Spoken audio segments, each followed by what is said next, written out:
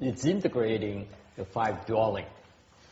Kinh Địa Tạng nói rằng nếu tụng 5 cái chữ của cái kinh đó thôi á, thì nó có cái hiệu nghiệm. Nó có cái hiệu nghiệm. Cái hiệu nghiệm là gì? Hiệu nghiệm là nó có thể phá cái 5 cái loại phiền não mà mình đang trụ, mà mình thường trụ. Okay. Number one, dwelling and affliction of views and love. Okay. Thứ nhất, kiến ái trụ phiền não.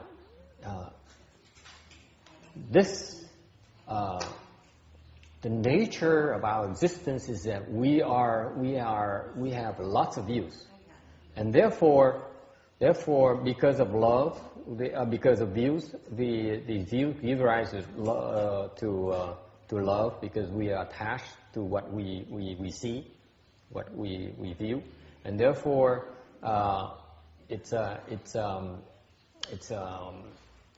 these 5 words of the sutra can destroy this type of affliction. Tại vì con người mình thường có nhiều cái kiến, có những cái thành kiến. Mình thường gọi là thành kiến, người Việt Nam mình gọi là thành kiến. Thì thiệt ra cái thành kiến là chuyện nó nặng. Thiệt ra cái bên Phật giáo, cái chuyện rất thông thường, mình có những cái kiến, cách nhìn của mình ra ngoài á, kiến. So view is the way we look outside, the way to look at the world. Okay, those are we talked earlier about different kinds of view delusions last week, and that's the nature of the way we look at the world. Tuần trước mình nói ngủ cái kiến hoặc là tại vì mình nhìn ở ngoài, từ trong cái cá nhân mình á, mình nhìn ở ngoài á, và cái thế giới á, cuộc đời mình có những cái cách nhìn, có những cái nhìn nó làm cho mình tâm mình nó hồ đồ. Okay. Bởi vậy con người mình khi mình nhìn ra mấy con mắt mà nó bị thiếu sáng suốt. So every time we look outside, we lose clarity of mind. Okay. Và nhất là vì có những cái kiến, cách nhìn như vậy thì có mình chấp trước vào cái mình thấy, mình thích, mình thương cái mình thấy, mình thương người, thương súc vật. For example, because of our views, we attach to what we view. For example, we attach to the people we look at, we attach to the things we look at, attach to the animals we look at. It's a nature of love. Okay, and that's a form of affliction that can be destroyed. Vì cái ái đó, cái tình yêu đó, mình nó làm cho mình mà bị thiếu sáng suốt. Thành cái kinh này nó giúp mình phá cái loại phiền não đó. Okay, let me emphasize again, Mahayana is probably the only religion that admonishes, warns us about indulging in love and desires. Cái Đại Thừa là như là những cái tôn giáo mà có thể nói là duy nhất mà dám khẳng nhận rằng là mình nên đề phòng cái chuyện yêu với thương. Okay, I find that nowadays when Buddhism comes to the West from Asia, nhất là chúng mình là người Á Đông, theo cái Phật giáo được truyền vào phương Tây này, I saw the Buddhism evolving into adopting love as something desirable. Rồi tôi thấy các thầy các cô bắt đầu giảng pháp á, để thu hút được người Tây phương á, bắt đầu có vẻ chấp nhận là cái chuyện khuyến khích cái chuyện yêu thương là chuyện thông thường của cuộc đời. Tôi nghĩ như vậy nó hơi như vậy cho mình thấy rằng cái người giảng nó hơi thiếu sáng suốt một tí. Okay. Tôi chưa phá qua được cái chấp trước của cái tình thương với cái kiến hoặc đó. So I saw a lot of people adopting the Western view because in this culture, love is praised, love is lauded, love is desirable, and therefore Buddhism needs to conform to that, adapt to that. And I find that to be very disappointing personally, because it shows that the people who explain this, who promote this, who draw big crowds because of their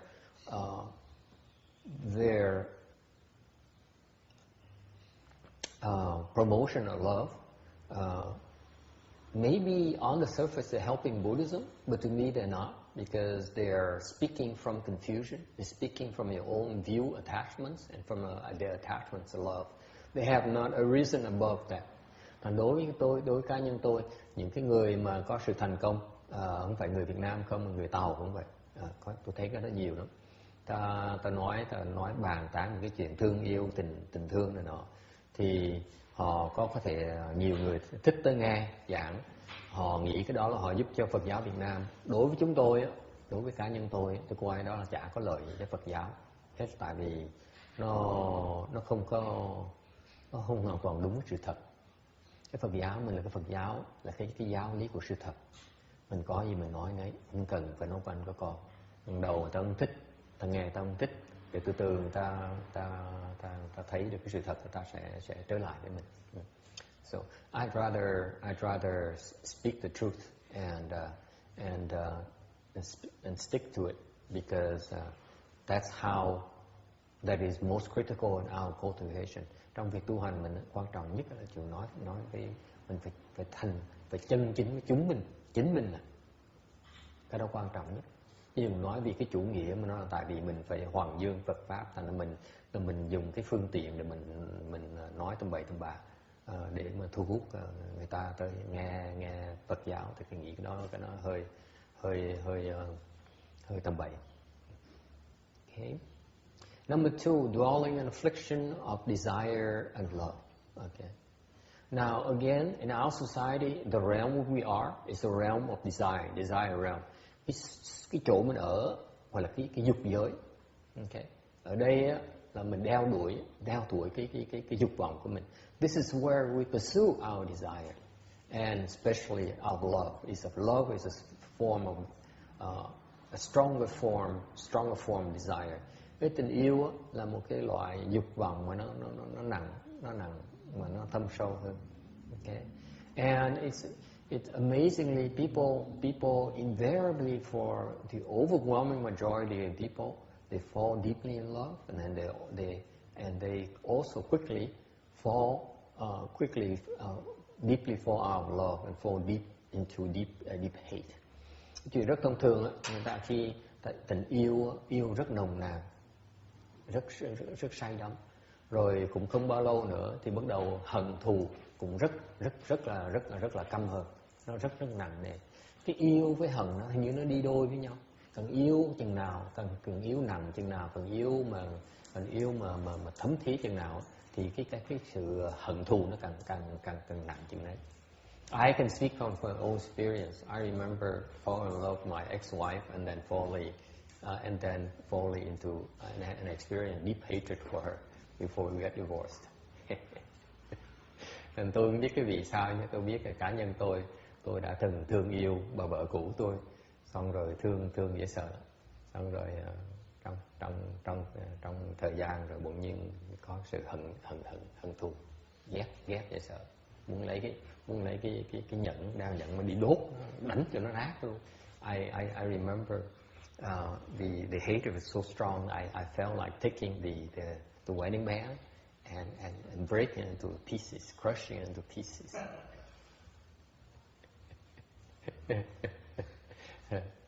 So I know what I'm talking about. I know about the nature of love and hate. They go in parallel.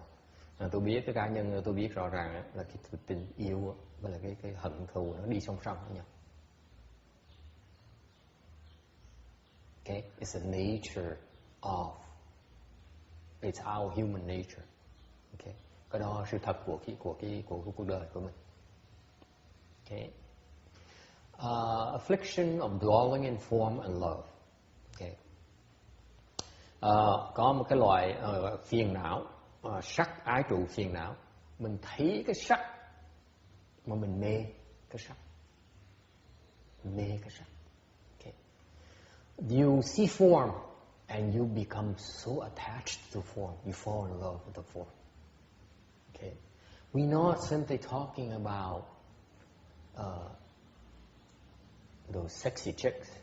Okay, mình phải nói chỉ những người mà đàn ông đẹp trai đó. Okay, but we or those famous movie stars, hoặc mấy người lực sĩ mà trông ngon lành như vậy đó. Okay, we're talking about something even more deeply seated here. We're talking about the folks in the form realm. Cái này là không phải riêng những cái cõi mình dục giới, mà cái này nó chuyên môn, nó nói về, chính nó nói cái phần này, cái phiền não của những người trong cõi sắc giới. Meaning that those of you who are in first dhyana through fourth dhyana. Okay. Chẳng hạn như quý vị, những người đã được tôi chứng nhận từ sơ thiền tới tứ thiền rồi, và quý vị vẫn còn trong sắc giới. Meaning you are still within the form realm. You are heavily attached to form. Quý vị đang kẹt vào cái sắc, cái lồng của sắc. Khi mà chưa tu thì ở dục giới thì sung sướng chạy theo dục vọng, mà khi được đắc sơ thiền một cái, nó bắt đầu kẹt vào cái sắc. Okay. So when you find, when you're in desire realm, you're pursuing your desire and having a good time. But when you get out of desire realm, first enter first dhyana, okay, you're caught up in the cage, the form cage, what we call form cage. Cái đó là bên Phật giáo gọi cái lồng của sắc đó. Okay. What is form?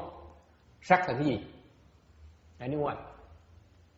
Ai biết sắc là cái gì?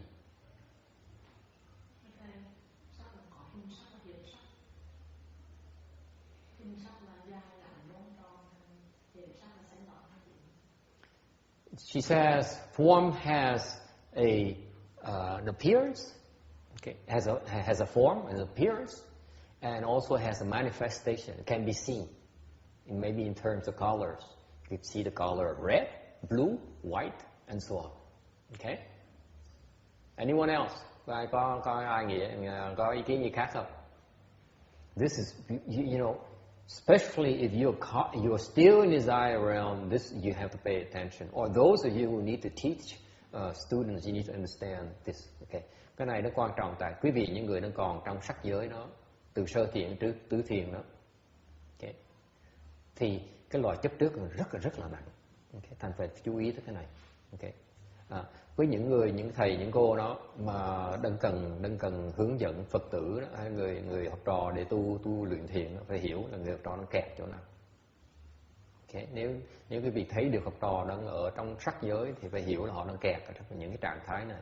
Okay? For example, the teachers who are able to recognize where the students are, okay, should understand the nature of the students where they're stuck.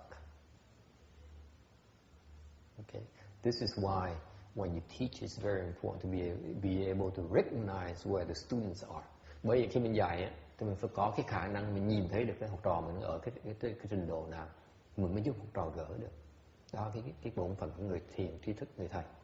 Người thầy mà thấy được học trò, người thầy không thể giúp được học trò. In other words, if the teachers, it's a teacher's responsibility to know where the students are and understand the nature of their stickiness. And if you cannot recognize where the students are, you can't really teach that well. Nếu người thầy mà không nhìn thấy được cái trình độ người học trò, người thầy và học trò không được. Nên người thầy còn sổ.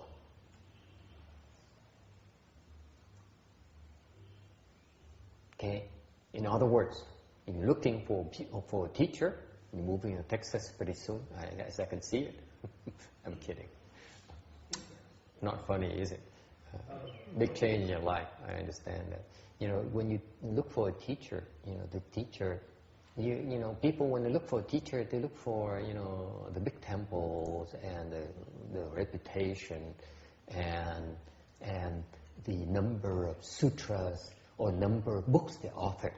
Mấy người đi kiếm thầy họ nghèo nàn, quý vị biết không? Kiếm thầy kiếm gì? Bác kiếm thầy gì bác? Bác kiếm thầy nào có chùa lớn mà bác đẹp ha, sang á, giàu á, cái chùa Tây Lai Từ nó đẹp ha. Nó lái mấy ông thầy mấy cô lái bằng xe Mercedes không à. Tụi tôi lái xe toàn xe cũ không à. Mấy cái xe cũ nào nó ở đi cả mấy tháng trời rồi. Chứ của nghèo ấy, mấy người nghèo tao không có chỗ, tao thảy cái xe cũ đây cái chùa này, cái chùa nó nhận mấy cái chỗ cũ như vậy đó, nó thấy tồi tệ như vậy đó. Phải không? Kiếm mấy chỗ chùa cho sang. Mấy thầy thì có thử mấy thầy ăn mặc cho sang trọng, lái xe cho ngon lành, ăn uống cho sung sướng. Hoặc là mấy người có mà trí thức hơn một tí thì kiếm mấy thầy cái gì? Mấy thầy có biên bao nhiêu cuốn sách. Cái trong phong trào rất nhiều nha, quý vị biết không? Là nếu như quý vị muốn xây chùa, phiên dịch sách ra, in vài cuốn sách tự động có cái chùa này. I'm telling them that the monks and nuns here, if they listen to this lecture, if they want a temple, all they have to do is do translation of some sutras and print them. And I tell you, eventually get their own temple, because printing a sutra has that much blessings, has that much merit and virtues. Tại sao vậy? Chuyện in kinh điển là chuyện rất là đại phước. Tôi thấy mấy thầy lúc trước mà nghèo nàn, tự nhiên bắt đầu chuyển qua là in kinh điển nào tự động từ từ, nào có chùa hết rồi.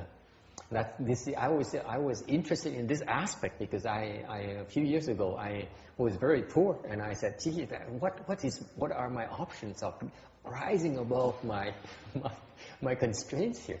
So I looked around. I noticed people, monks who were as poor as I were, where we came from originally, started printing sutras. Lo and behold, within a few years, they have huge temples. And I think the same can be said for people who help print sutras. Tôi biết chắc mấy người mà giúp ấn tống mấy kinh cũng phước rất là lớn. Anyway, the people look for teachers. They look for how many books they authored or books they translated. Có nhiều người đi kiếm thầy bằng cách là nhìn qua thử ông thầy nó biên bao nhiêu cuốn kinh rồi, hoặc là dịch bao nhiêu kinh rồi. Ví dụ như quý vị, for example, do you know that some of these famous monks, Taiwanese monks, they employ some academians who explain sutras and put their name on this explanation. Quý vị biết mấy cái thao rất thông thường bây giờ trong mấy mà nhà sư mà giàu bên Đài Loan, ta mướn mấy giáo sư đại học giảng mấy kinh, xong rồi để tên của mấy pháp sư đó vào. Quý vị có biết vậy đó? I can think of one very famous one. Tôi biết một người đại sư mà rất nổi tiếng ở Đài Loan và ở đây nữa là làm chuyện đó. I know a real big, they call him great master or something, and very rich, and that's what he does. He employs a lot of these professors, and that's what they do. They explain sutras, they put his name on that. Okay. Or you know, a very common thing I noticed when I first became a novice monk, I noticed that there's a chant master. Lúc mà tôi mới xuất gia làm sa di thì ngài Tiến Hóa ngài qua đời, tôi đi kiếm thầy. So my master, great master Xuyên Hoa passed away back then, just recently passed away. So I felt I had no one to learn from. So I was starting to look for a teacher myself. Rồi hồi đó tôi mới bơ vơ. Mấy sư huynh tôi thì cũng thèm dạy tôi, nói cái thằng này nó vừa ngạo mà vừa dốt nữa, dạy nó chi phí bây giờ. I was pretty alone and in miserable, because my elder Dharma master is the monk, the left home people from Master Shen Hua's disciples, look at me and said, "You are so arrogant and you are so stupid. We're not going to waste our time teaching you." Okay, so they wouldn't teach me. Mấy thầy mấy cô không dạy tôi. Thành ra tôi bơ vơ tôi đi kiếm thầy. So I was forced to start looking for my next teacher, since my own teacher left me. At least I thought back then. Thành tôi mới quyết định đi kiếm thầy khác, tại vì ông Tiêu Hóa, ông thầy tôi á, bỏ cuộc đời của tôi để theo học, ông bỏ tôi ông bi. Thành tôi phải kiếm thầy khác. And I found this chant master. Hồi đó tôi gặp ông thiền sư này, thiền sư Việt Nam. Okay. He has at least 20 plus books in chant that he translated. Ông thiền sư này ông phiên dịch ra mấy sách thiền, hơn 20 cuốn sách rất nổi tiếng. Ông không có giảng thiền, ông chỉ dịch cái sách thiền thôi. You have to understand that explaining, second only to explaining chant is you dare translate chant sutras. Quý vị có hiểu, nếu quý vị có sức thì dạy thiền, giảng thiền. Nếu quý vị mà chưa đủ sức lắm thì dám bỏ công ra mà dịch một cuốn sách thiền là trình độ quý vị rất là giỏi. Tại dám dịch ra cái ngụ ý của mấy cái thiền sư mà đâu phải chuyện dễ làm.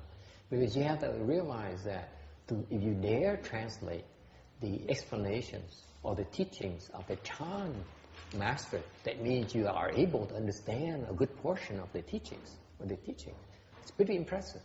And this guy has 20 of these books. Cái ông thiền sư này, ông dịch 20 mấy cuốn sách.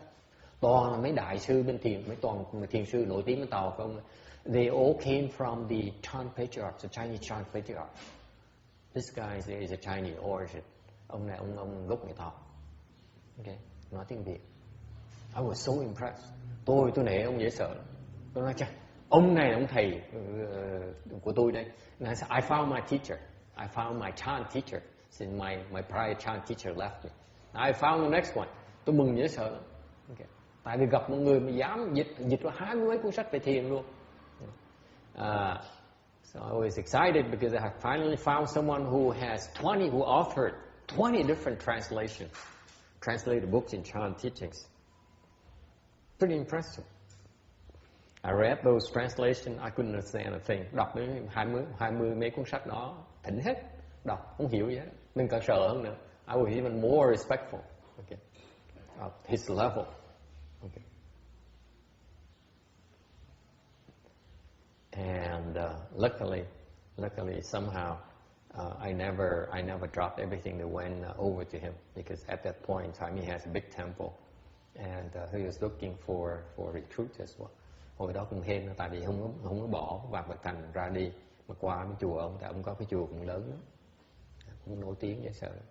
And so that is and later on I realized this guy is a phony. Sau tôi mới hiểu rằng, mấy năm sau tôi mới hiểu rằng là cái ông này ông tầm bậy. Bên Việt Nam mình có nhiều giáo sư chuyên môn dịch từ tiếng Tàu ra tiếng Việt. In Vietnam, there are lots of people who are very fluent in Chinese and Vietnamese professors, and they do the translation, and they can be hired for very cheap. Thành biết ngày sau tôi nghe người ta đồn rằng là cái ông thiền sư này mướn mấy người ở Việt Nam dịch ra, trả tiền người ta dịch rồi để cái tên ông in ra, đem về để in, tôi dịch ra, tôi tác giả mấy cuốn sách này. So he claimed he authored the translation, but he did not translate. Okay, so but anyway.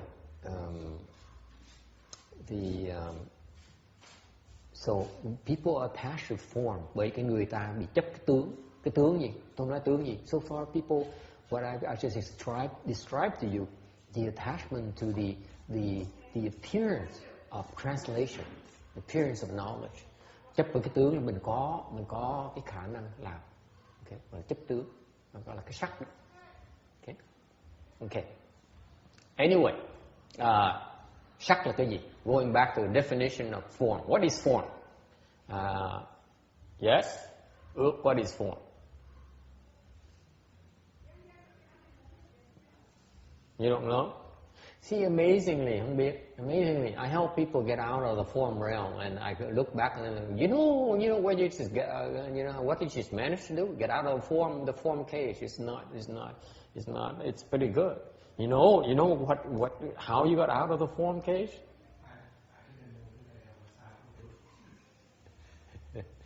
Có những người tôi giúp thoát được cái lồng sắt, xong nhiên xong bây giờ tôi hỏi làm sao bây giờ thoát được cái lồng sắt không phải là dễ.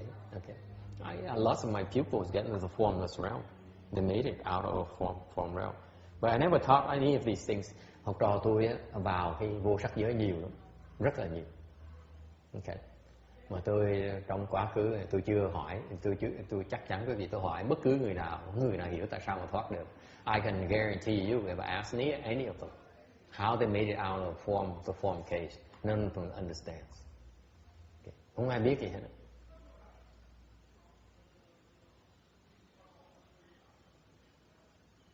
Okay. That's why I'm taking my time. Bây giờ tôi tà thầy dạy tà thôi. Chừng nào để hứng thầy mới giảng. Thế đâu quan trọng, cái gì đâu cần biết. Quý vị chỉ lo vui chơi thôi mà. See, all you guys care about is get out. You don't care how you got out, right? Just fix it for me, right? Don't bother me with the details. Thầy cứ làm cho xong cho tôi, đừng làm phiền tôi, để đừng làm tôi bận tâm cái chuyện lắc nhắc nó làm cái gì, đúng không? Okay. And that's your choice as well. Đó là cái quyền lợi cái vị muốn như vậy cũng được, không sao hết. Okay. But the only problem is that khổ là sao? Mình đi ra thì mình cũng vô lại cũng được. What happens is that people don't realize that if you get out of the form cage, guess what? The door is still open. You still get back into it, and you don't even know. That's why I make my money. Đó tôi mới câu khách được. You see? Now I'm explaining to people. I'm taking my time explaining. Okay, you made it out, but you realize that you do often go back into the cage without knowing it. Okay. Thành bây giờ tôi mới giảng quý vị biết là mặc dù quý vị thoát được, một số quý vị đã thoát được cái lồng sắt rồi, nhưng đều tại vì không biết cái lồng sắt nó ở đâu, thành cứ đi vô đi ra hoài mà không biết chuyện đó, ráng mà chịu. See, it's a lesson of arrogance. See, you guys are arrogant. Like some of my pupils say, I made it to 8th samadhi already in 2 years. That's impressive. Okay, thank you. Sayonara. I don't need you anymore. I'm fine. I'm where I'm at right now. Thì có nhiều đệ tử tôi là tới được cái phi tưởng định rồi. Nhiều lắm. Thông tới nó họ mới nói ôi trời ơi, chỗ này quý quá, cái chỗ này cao nhất rồi đó, tôi không cần muốn đi hơn xa nữa đâu, đi hơn xa chỉ cho mệt. Bây giờ thôi cảm ơn thầy, thôi để tôi tự túc được rồi. Guess what? They get stuck in the form. They get stuck to the prior states and they don't realize it. Họ không biết rằng họ làm như vậy, họ bị kẹt vào mấy cái cảnh giới thấp hơn mà không biết. Okay. So now I'm explaining to you what form is. Giờ sắc là gì? Okay. So even if you make it out of form realm, you go to the formless realm, you can still be stuck in a form realm because you allow yourself to. Nói cách khác, mặc dù quý vị có trình độ cao, nhưng đều vì không biết, vì vô ý, thành vẫn bị lọt vào cái bẫy như thường. Right? No one is above that. You can still fall through traps. Okay. That's the nature of our existence. Cuộc sống mình như vậy đó, nó lên nó xuống, nó lên nó xuống, ráng mà chịu. Yes. Don't we get out because when we focus on our dancing, there's like it's form without formlessness, the mind kind of shuts down the thing that causes forms and thinks in terms of form. Like a lot of designers who I can see it eat this way, and they see these forms in their mind and they put it on paper or CAD machines, you know. Yeah. We shut that thing down so that we actually exit that realm. That's right. Very good. Không thể nói. You start seeing, because I notice myself going. That's right. They pull you back. They open the cage again. They say, hey, come here. How attractive. I can see how that being, and then if you That's shut right. that off down, then you can escape it. That's right. Very good. Excellent. Ông này ông nói là ông để ý rằng là ông theo ông hiểu, nếu ông chú tâm vào cái đan điền là ông thoát được cái đó. Tại ông để ý, ông khi ông chú tâm đan điền, cách luyện võ ở đây chúng tôi dạy nữa, chú tâm vào đan điền. Thì đan điền như vậy, chú tâm đan điền như vậy mình thoát được cái lồng sắt.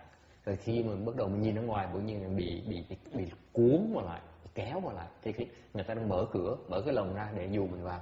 Ok. Thì ông này nếu ông chỉ cần để chú tâm vào cái đan điền, tự động mình thoát lại, mình không bị kéo vào. Excellent. That's the kung fu right there. Okay. It takes years to develop it.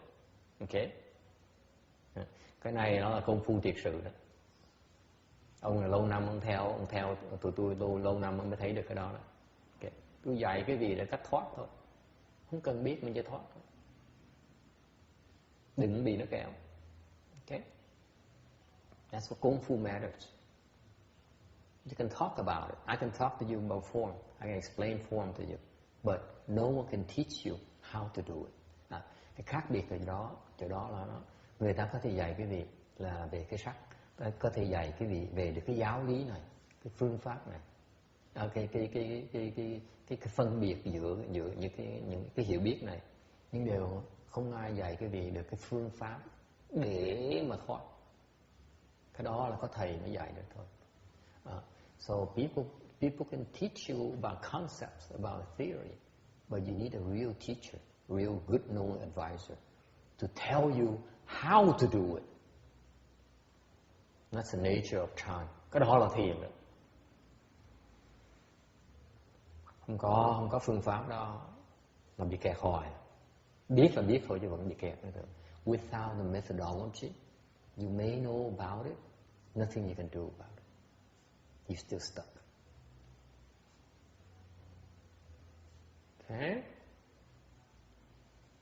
Okay.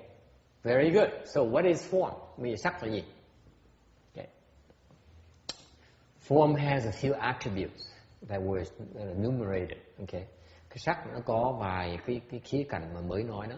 Number one, it has an appearance, it has a shape.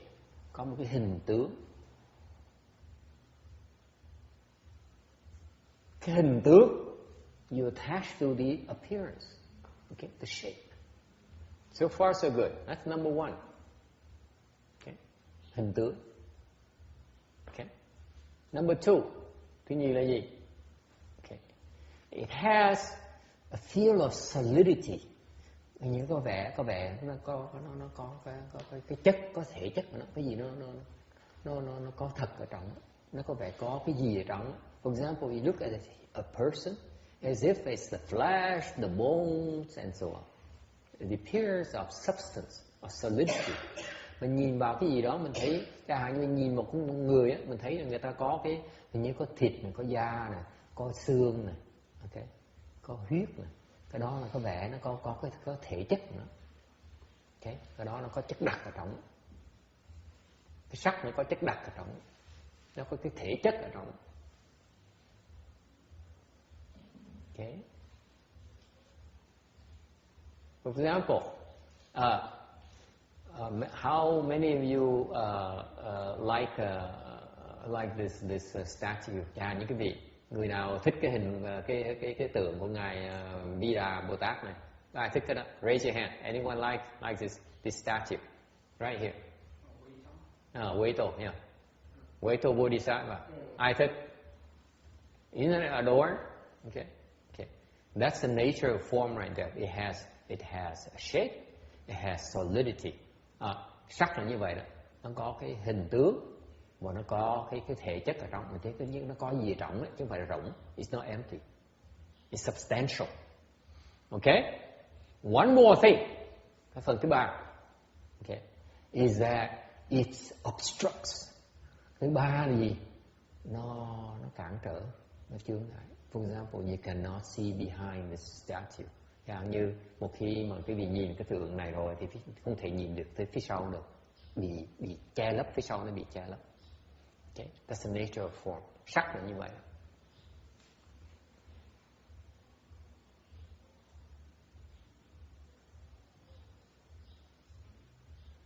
Okay?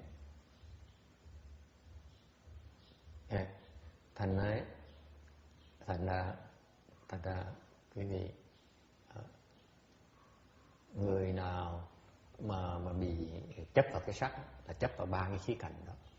So those of you who are attached to form, who are still the form cage, will attach to those three aspects of form.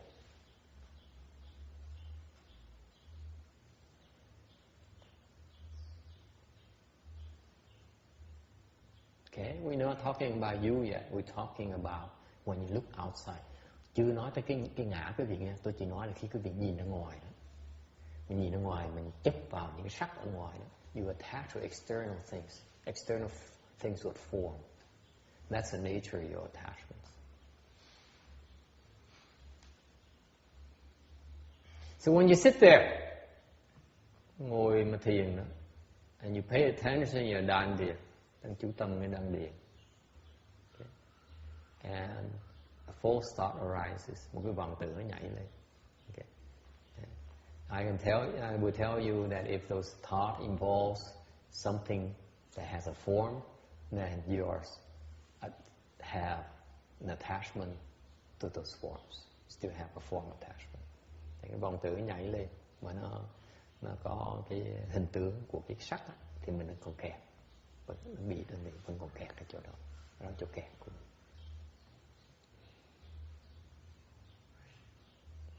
I just describe you incredible method of cultivation. Mới dạng cái việc cái tu. Yes. So cannot be detachment you are in the regular conscious movement. You still cannot. You detach from not grasping.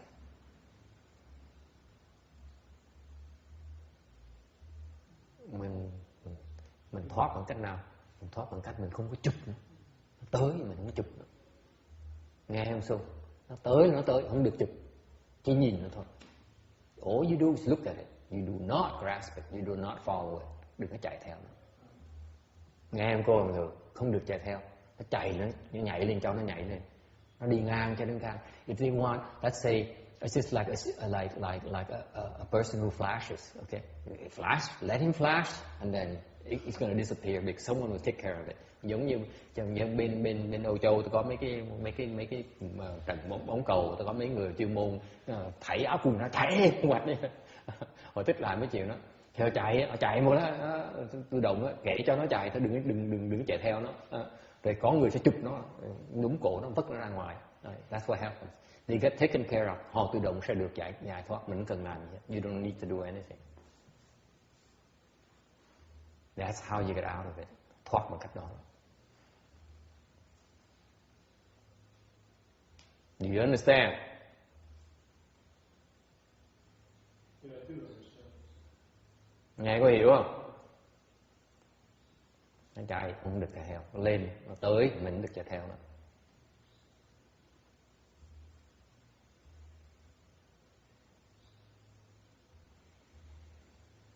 Did I answer your question? Okay. So much more I need to teach you. But not enough time.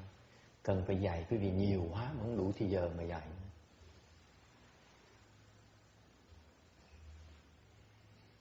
Okay.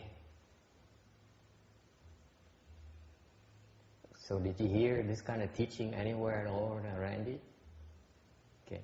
Có ai đọc được cái lời tôi mới chuyện giáo huấn vừa rồi đó ở đâu không? Cô đọc được ở đâu không? Ai dạy như vậy chưa?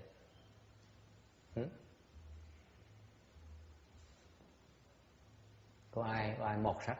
I'm asking all of you, those you listen. Have you read this anywhere? I rest my case. When you cultivate, you need to have a teacher to show you how to do it. Bởi vậy tôi nói cho quý vị nghe. Lần đầu tiên tôi nói cho rõ ràng, tại vì mình đọc sách không được, không có sách nào mình nói mấy chuyện này. Lâu lâu tôi nói chuyện, mấy thầy nói chuyện chơi cho vui vậy thôi, chứ còn lâu lâu tôi nói cái này thì có nhiều cái mà không biên trên sách được, không bao giờ biên trên sách được. Có người chỉ cho mà làm. Thằng biết khiêm tốn, phải đi kiếm thầy, đừng tưởng mình giỏi. So I'm telling you, you need to be more humble. You need to go seek instructions. You understand that? I'm telling you with utmost humility. Okay? My entire life. If I know someone who has the wisdom, I go there and bow to them and say, please help me. Please help me get rid of my stupidity, my veil in front of my eyes that I can't see. Okay? Don't be so full of yourself. Vì phải nhớ như vậy. Cuộc đời tôi như vậy, tôi đi tu như vậy, tôi kiếm người nào mà có, tôi nghĩ là có trí huệ hơn tôi lại tới, tôi sẵn sàng tôi sẵn sàng quỳ để người ta giúp phá cái lớp vô minh trước mắt mà tôi thấy không được.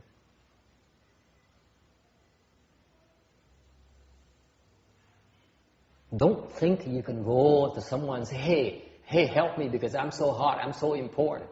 Okay? You're not. You're so confused. Đừng có tưởng tới nó thầy tôi giỏi, sợ tôi là quá thông minh, tôi quá đặc biệt. Okay?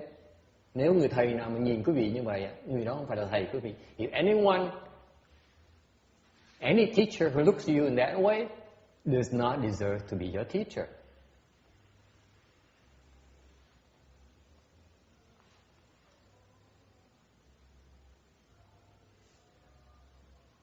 Okay? You need to be humble, phải biết khiêm tốn. Quý vị cái vô minh của mình dễ sợ, cách nào mình thấy được hết. Our ignorance, nature, our ignorance is something we cannot see ourselves. Okay? Someone has to help us break through it. Cái vô minh phải có người giúp mình, không phải là dễ đâu.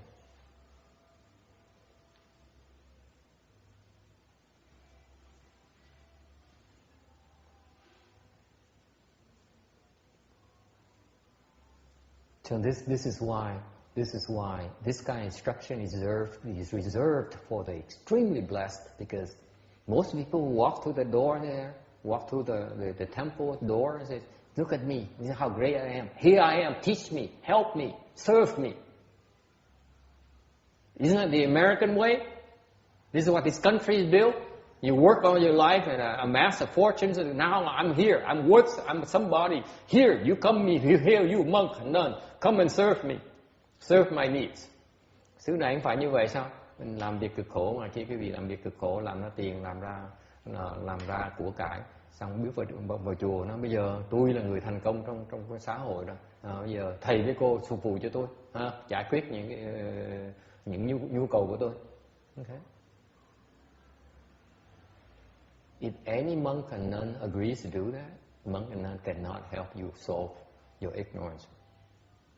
Người nào thầy cô mà sẵn sàng làm chuyện đó, mấy người đó không đủ khả năng giúp vị phá qua cái vô minh của vị.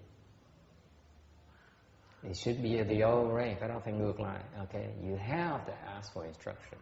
Quý vị phải thỉnh giáo, chứ đừng có tưởng là mấy thầy với cô phải phục vụ cho quý vị. Do not think the monks and nuns have to serve you.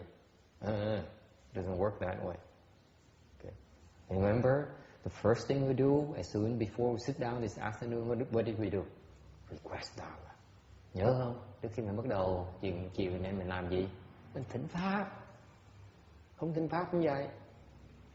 You don't request for Dharma, can't teach you.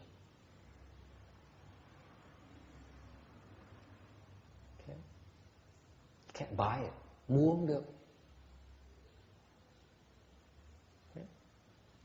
Cannot throw money at it.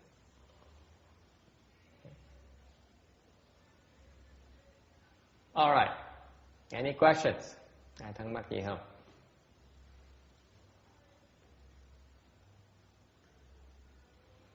All right. Number 4. Phần thứ 4. Gee, it's just a lot of more details I want to go. I can't go into ngày hôm nay bồ nhiên ngồi hứng nói hơi sâu một tí. Thường tôi nói mấy chuyện này tại vì quý vị đã biết hết rồi mà đâu cần tôi giảng đâu. Usually I don't go into these great details because I figure you know so much already. You don't need my instructions. So. Number 4, affliction or informlessness. Cái phiền não mà đang bị kẹt vào cái vô sắc giới.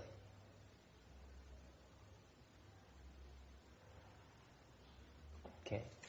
These people are attached to emptiness.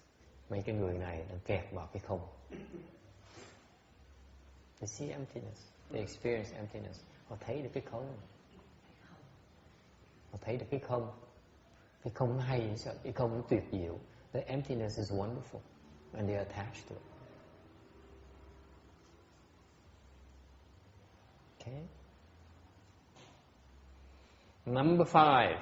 Thứ 5. Affliction of dwelling ignorance.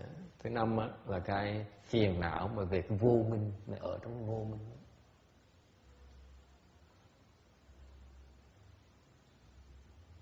Okay. This is the worst. Cái này là cái này là tệ hại nhất. Cái này là nguy hiểm nhất. Cái này là kinh khủng nhất. This is the most dreadful thing. The nature of ignorance is it's so subtle that we cannot possibly see it. Cái vô minh của mình nó rất là tế nhị, mình thấy không được. Những cách nào mình thấy được? It's so minute, it's so subtle that we get hooked and we have no idea when or how. Nhưng vô minh nó tế nhị đến cái độ mà mình bị kẹt vào, mình không biết là lúc nào mình mới kẹt, mà tại sao mình mới kẹt, mình kẹt chỗ nào, mình cách nào mình biết được. Dễ sợ như vậy.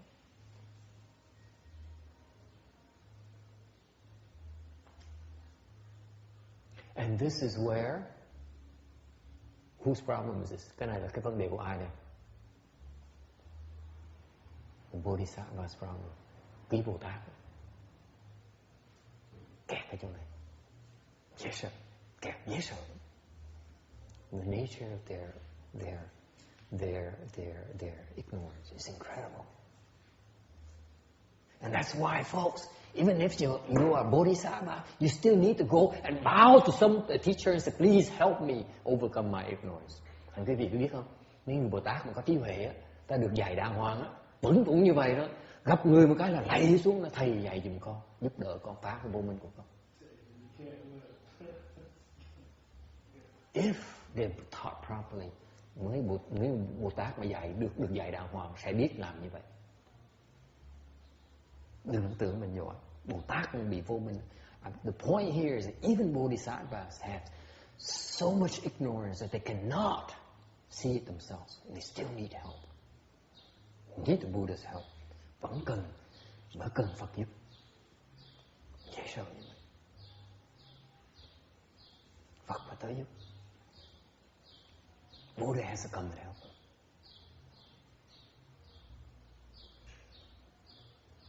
And guess what? If they don't ask for it, they ain't gonna get it. Để nhớ lại không? Không có thỉnh nữa, Bồ Tát không thỉnh nữa, thì Bồ Tát không được. Phải biết thỉnh.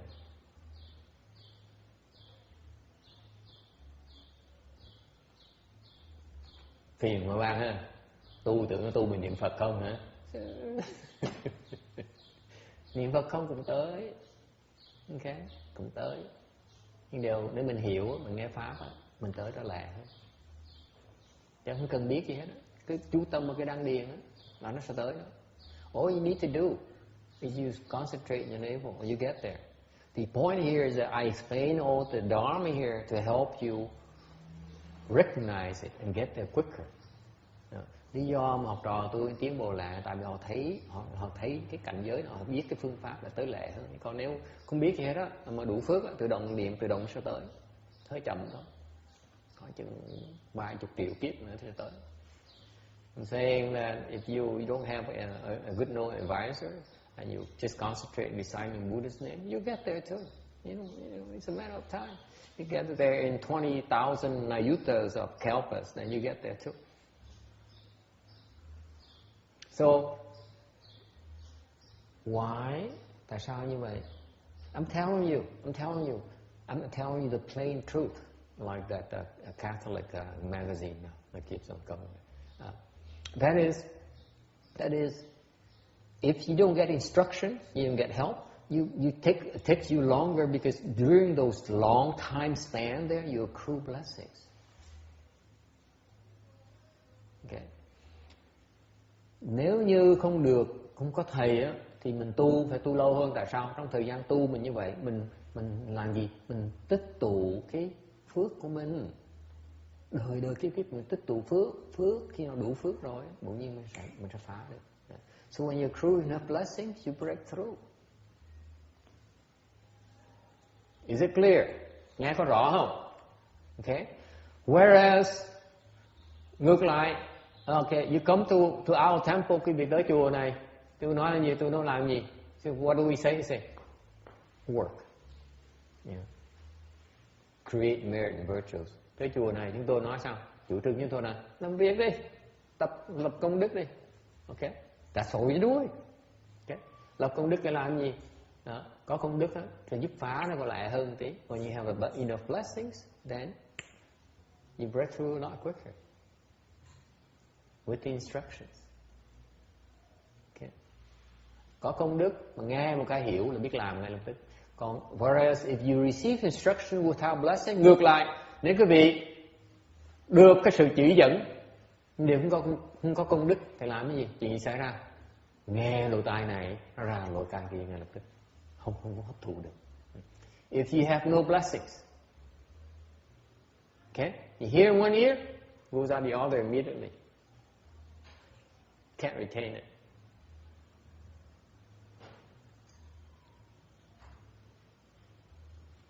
So this is one of the shocking lessons I learned from my master Srinath's temple. Đây là những bài học của tôi học từ rất là kỳ lạ. Tôi học từ ngài Tiến Hóa đó, mấy cái đạo tràng ngài Tiến Hóa đó. You go to their temples, you work. Tới mấy chùa đó là làm việc. Bây giờ tôi mới hiểu. Now I understand. That's why I'm asking my students to work as well. So thành bởi thời buổi này tôi cũng không có ngần ngại gì mà hỏi học trò tôi phải làm việc hết. Okay, any questions? Ai thắc mắc gì không?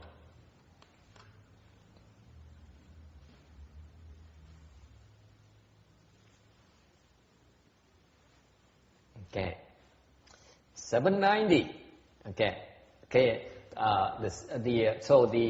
What happened is if you disintegrate the 5 dwellings here, nếu quý vị phá được cái 5 cái loại trụ này, cái trụ phiền não này, then you escape from the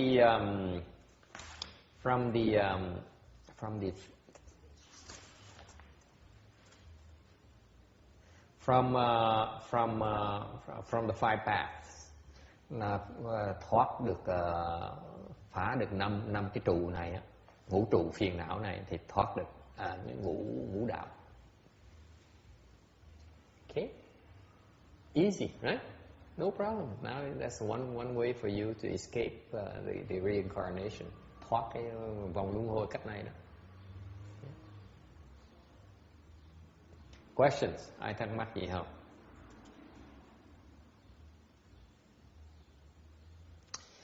$790. Or the 5 words also has the effect of strengthening the 5 faculties and the 5 roots. Hơn nữa, cái 5 cái chữ của cái kinh đó thì nó giúp cho mình tăng trưởng cái lực, cái ngũ căn. Okay. What are the 5 roots? Ngũ căn là cái gì? First, the faith root, tín căn. And then you have vigor, mindfulness, concentration, and wisdom. Tín căn. Xong rồi tiến căn. Xong rồi niệm căn, định căn, bảo vệ căn. Cần 5 cái đó. Okay.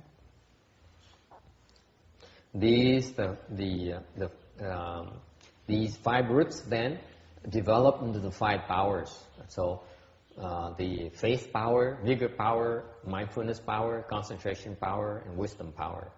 Từ cái ngũ căn đó, nó tự động nó biến thành ngũ lực, tức là tín lực, tiến lực, niệm lực, định lực và huệ lực. Okay. Moving on. 791. 791, tấm 791. Or it can also accomplish the 5-fold Dharma body. Hoặc là cũng có thể cái kinh, có thể 5 chữ cuối kinh này có thể giúp mình thành tựu ngũ phần pháp thân: morality, samadhi, wisdom, liberation, and liberated knowledge and views. Okay. Ngũ phần pháp thân là gì? Giới, định huệ, giải thoát và giải thoát tri kiến. What's the difference between 4 and 5? 4 với 5 là gì? Nó khác nhau chỗ nào? Liberation is a state of liberation, whereas liberation, you are in number 4 is liberation, you escape. But number 5, you even escape from all the knowledge and the views that help you obtain liberation. Cái thứ tư, giải thoát, có nghĩa là mình thoát được rồi, mình thoát được, mình chạy ra, mình sống chuồng rồi. Cái thứ năm có nghĩa là mình sống chuồng như đều cái tư tưởng, cái tri kiến mình biết á, để giúp mình thoát được á, mình cũng thoát luôn cái đó nữa, mình không bị kẹt cái đó luôn nữa.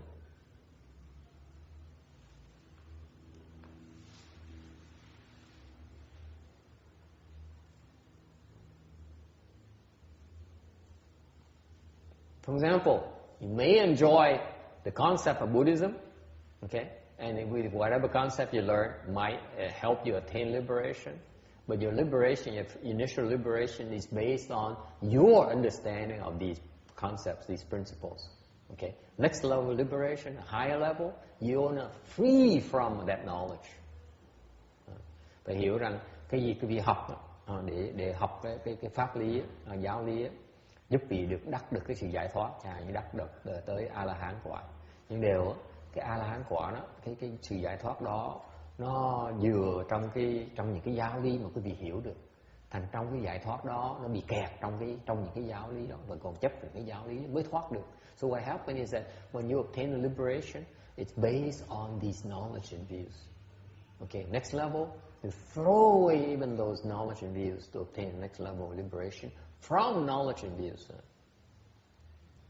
Okay. Nói cách khác là khi mình thoát được rồi, mình thoát là nhờ những cái phương pháp thoát đó, những cái giáo lý mà thoát được. Thì trình độ sau là mình phải vứt luôn những giáo lý đó luôn để thoát cái trình độ cái vòng sau. Không được chấp vào cái gì hết. So liberation comes in layers, comes in gradations. Cái giải thoát nó đi từng lớp á. Chứ không phải giải thoát là giải thoát cái ruột cái đâu không, nó từ từng lớp. Okay? Alright, questions, comments. Ai thắc mắc gì không? Anyone awake? Có ai buồn ngủ không? Có ai tỉnh không? 792. Yes? Không ai thắc mắc gì hết? 792. Okay. The sutra has inconceivable power. You hear one verse or even one sentence, a principle from a sutra, you can bring utmost peace and happiness in future lives. Okay, in utmost peace and happiness now. Okay. Cái kinh này, cái kinh này, cái lực của kinh này bất khả tư nghị. Nghe một cái câu thơ thôi, hoặc là một cái hàng thôi của cái giáo lý của cái kinh này, thì có thể đem tới cái sự tột cùng an lạc. Anyone have that experience? Có ai thấy được cái đó chưa? Have you ever read a sutra and it feels good? Oh, sure, absolutely. Có ai bây giờ nghe đọc một kinh mà thấy con người nó lâng sướng không? An lạc không? Có không? Of course. Happened before, right? Immediately. Quý vị có biết không? Đọc cái kinh thôi mà chú tâm đọc được cái an lạc ngay lập tức. You concentrate and recite on the sutra, it feels good right there, immediately. Not you, never. Too busy scheming, his engineering designs and his investment portfolio. Ông này là quá thông minh, thành ra ông tài dễ sợ. Người thông minh mà vừa tụng kinh, vừa niệm Phật, vừa ngồi tính toán về chuyện đầu tư cái nhà cửa ra sao, rồi tính toán chuyện công việc sợ làm 3-4 chuyện làm một lúc đều làm được hết, giỏi không thể tưởng được. So that's short, right? Multitasking, cái đó xã hội mình rất là khuyến khích cái chuyện đó. Multitasking, that's what society prizes, right? Okay. You watch TV, read the newspaper, listen to the radio, and then and talk to your son at the same time. Perfect. While driving your car. Oops, that's a good one. Ông này ông đùa. Tôi nói là mình vừa quay TV, mình nghe radio, mình vừa nói chuyện với bà xã, mình vừa lái xe một lúc luôn. Mới giỏi á, đúng không? Không biết rằng mình chỉ cần nhất tâm làm một chuyện thôi là được an lạc ngay lập tức. Đừng chạy đâu xa hết. You don't need to go very far to experience peace and happiness, peace and bliss. Concentrate. Okay? And in future lives, or trong tương lai, trong cuộc đời sau, your appearance will be upright and proper. Thì cái tướng mạo của mình là đoan trang. You're born to honorable and wealthy families. Sinh trưởng vào cái dòng dõi gia đình tôn quý và giàu có.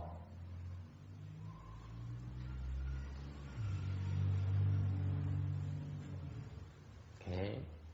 And that's what happens right now. This is the seed you planted from this simple slide here. Thành ra nói cái chuyện, đừng nói chuyện xa vời nghe. Ngày hôm nay quý vị ngồi chiều nay mà bác tới bác nghe cái câu, cái tấm này thôi đó, tấm 792, nhớ số 792 đó là bác trồng cái nhân để sau này được an lạc và được giàu có. Nhớ nghe nói nhau sau mà an lạc giàu có, nhớ ông Bình Hóa nghe bác mới tới. Nhớ không? Là sau giàu nhớ tôi nghe. Tới cúng chùa cho tôi. So in future lives, when you become rich, text, you should come and give me a temple. Because today we planted the seeds for that. I'm serious. Okay? Nói chuyện đùa đấy nghe. Ngày hôm nay quý vị trồng cái nhân đó rồi đó. Tất cả quý vị trồng cái nhân đó rồi đó. Làm sao mà nhớ ơn tôi đó? Phải nhớ trả lại cái ân tình này nghe chưa? Ngày nay thầy mới nói tình thương với nhau. So today I make an exception to talk about love and you know, my love for you so that in the future you repay my kindness. Okay? Any questions? Okay. 793. 793. After universally expensive had hurt the Buddha, the thus come one extol and praise Earth Store Bodhisattva. He knelt with both knees on the ground, placed his palms together, and again addressed the Buddha. Well honored one, I have long known that this great knight has such inconceivably great spiritual powers and vast mighty vows. My questions are put for the sake of benefiting living beings of the future. I shall receive the answer most respectfully. Well honored one, what should we call this sutra and how should it be propagated? Tiếng Tàu, tiếng Việt. Người Tàu hay người Việt? Bà này người Tàu hay người Việt? Việt Nam hả? Vậy mình nhảy cái này. Mình nhảy, bum, qua Việt Nam. I'm asking her, are you Vietnamese or Chinese? I said, I'm Vietnamese. I said, in that case, I skipped the Chinese. Okay. No China people today. Nên không có người Tàu, phải đặt tiếng Tàu này.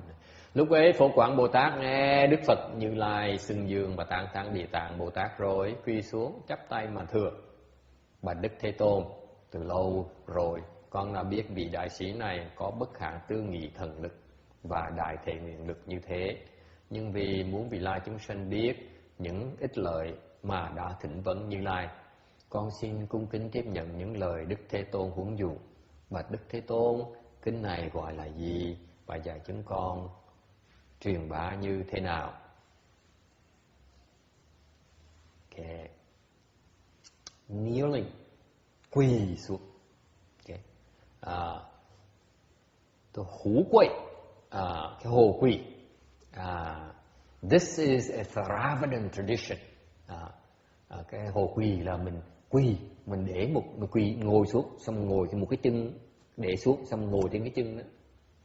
Okay. Anyone know what I'm talking about? The Theravada tradition. Anyone seen it? Can someone demonstrate it for us? Sư cô bị diễn cái bên phía Nguyên Thủy ta quỳ hay sao? Cái cô tóc này cô biết mà, cô Nguyên Thủy tới mà. I know the short one should know because she comes from Theravada tradition. Hồ quỳ là sao? Ngồi lên trên. No. Anyone? Cô này cái Nguyên Thủy cô này dở quá. Her Theravada is no good. Anyone else? Cô Bằng Hạnh sao? Cô biết cô hồ quỳ là ngồi sao? Okay, she doesn't know. God, I don't know what these Buddhist universities in Vietnam, I don't know what they're teaching anymore. Ai biết không? Okay. You sit on the left leg placed under the body. What does it mean? This is how you sit. That's right. That's it. That's it. Yeah. You've seen a picture of that in all the Asian countries, isn't that right? Huh? It's not very stable. It's not very stable, but that's what people do in Asian countries. Mấy cái phim như Miến Điện, Thái Lan, ta ngồi ta quỳ như vậy nè. Actually, but it's not comfortable, but it's not wobbly as you were to the next one. Okay, so it's more stable, but it's not comfortable. Okay. Cái thế này á, mình ngồi mình quỳ như vậy thì mặc dầu nó không có được thoải mái, cái chân nó hơi đau một tí, ngồi quỳ lâu không được, nhưng đều cái thế đó nó vững, mình không bị đẩy lui tới. Cái thế sau này, cái trường quỳ mình lui tới như vậy. Okay. So what happened is that in the Theravada tradition, this is how people are kneel. Thằng bên phía Á Châu mình, phía Tây Lan, Tích Lan với là Miến Điện với là Thái Lan này nọ thì ta quỳ như vậy. So they kneel in this way, and then when they're dressed monks, rồi khi mà họ gặp mấy người xuất gia đó. I remember this because I remember Randy. I don't know you were here when what's her name again? That blonde gal. I forgot her name already. You remember the one we used to go to her place to teach Chan? You forgot too, huh? Joseph. Yeah, Joseph. Tụi con có một cái tụi con đệ tử mà bà có cái phòng bà dạy học trò bà, thành bà mới thỉnh tôi tới nhà bà để dùng cái phòng đó để mà dạy thiền. My disciple years ago, I had a disciple who had a classroom where she teaches her pupils, and he would allow us to come over on the weekend, invite us to come over the weekend to teach Chan there. She's my neighbor, ở đó ở gần nhà. Thành ra cuối tuần thỉnh tôi qua bên kia để dạy thiền cho nó rộng hơn, nó rộng rãi hơn một tí. Cái phòng khách. So they have a little bit more room than my brother's living room, I guess. And one day, my cousin, một ngày kia, một cái người anh em bà con, chú bác, cousin is how you translate it, right?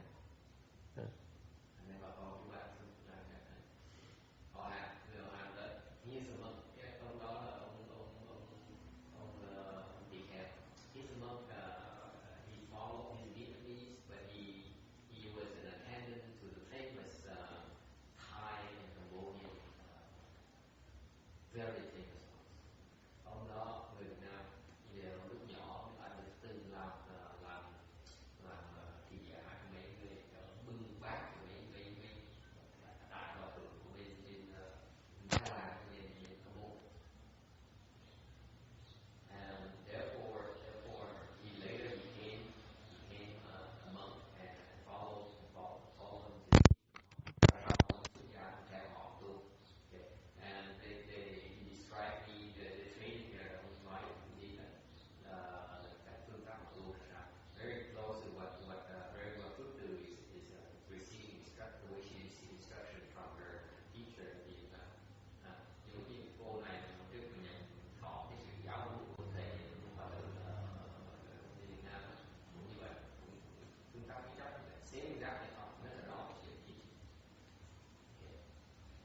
telling us since he tried years ago. My father passed away, so he came to our funeral. So to his funeral, so invited him to come over to our place and guest lecture. Năm trước khi mà thầy qua đời, tôi mời cái ông thầy họ hàng của tôi tới để là giúp tôi giải thiền cho vợ tôi. And he was lecturing. He was talking about meditation, giảng về cái thiền. And he was explaining how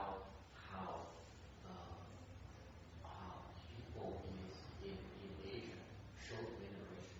Ông diễn tả cho chúng tôi biết là cái phương pháp niệm thiền ở đâu phải được trọng với cái thầy của tôi, especially how you show veneration to monks. And nhất là cái quan trọng nhất là cái phương pháp là khi mà gặp thầy mà phải đối xử ra sao. So basically, he said that whenever a lady sees a monk, biết có gì biết không, biết kia, biết bác hàng tập, biết bác lớn của tôi biết cái phương pháp cái cảnh giới này. Mà người phụ nữ mà gặp mấy thầy bên kia là quỳ xuống gặp thầy, phải quỳ xuống chấp là cúi đầu không được nhìn thầy, có như vậy không? Không có hả? Nhưng không đi chùa hả? Thường để nghe qua đây chúng ta còn biết gì là vậy ha. Bác cũng phải gặp cảnh giới đấy chứ. Mấy em bác cũng chỉ gặp thầy là về cái truyền thống và nguyên lý gì không được gì phải không ai biết hả? Không Việt Nam hư có nhiều hư vậy sao? Đó là chính đâu đó là theo truyền thống về nguyên lý hư lại. You know, in the Saravanan tradition, this strong Saravanan tradition in Sri Lanka, Ceylon, and all those places, India and so on, Myanmar and so on. Whenever a lady sees the master, a monk, she's supposed to go like this, and she's not supposed to look at the monk to show utmost respect. Even when he speaks to her, she's always like this. Ngay lúc mà thầy giáo chấp tay cũng được nhìn thầy. Dễ sợ như vậy. So you go like this. No? Here in China, cái tàu Việt Nam mình rồi đó, túi mình, đó, bên kia họ mình. Okay. Vietnam, China, we go like this. Mũ bọc. I'm in Paul. Over there.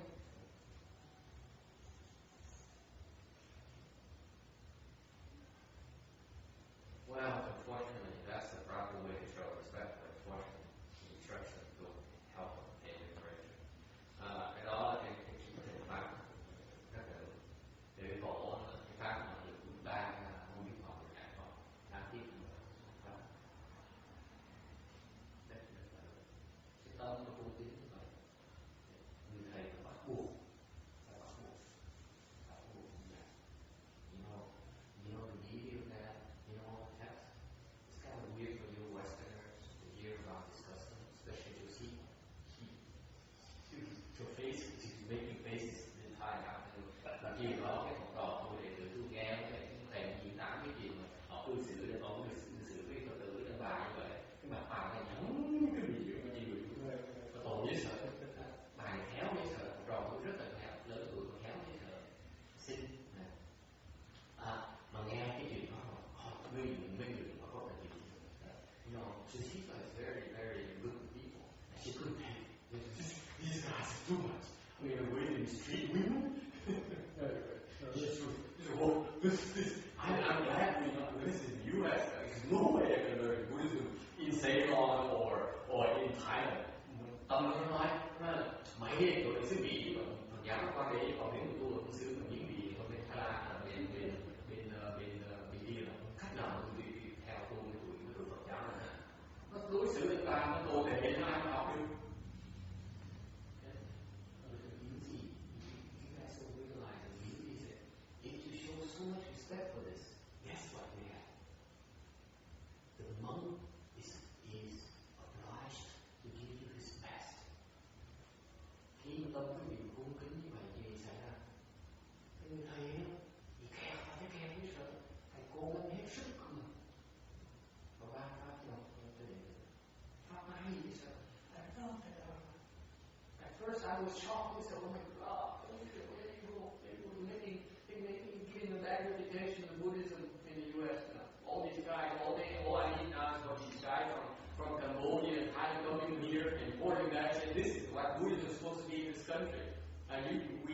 wrong here?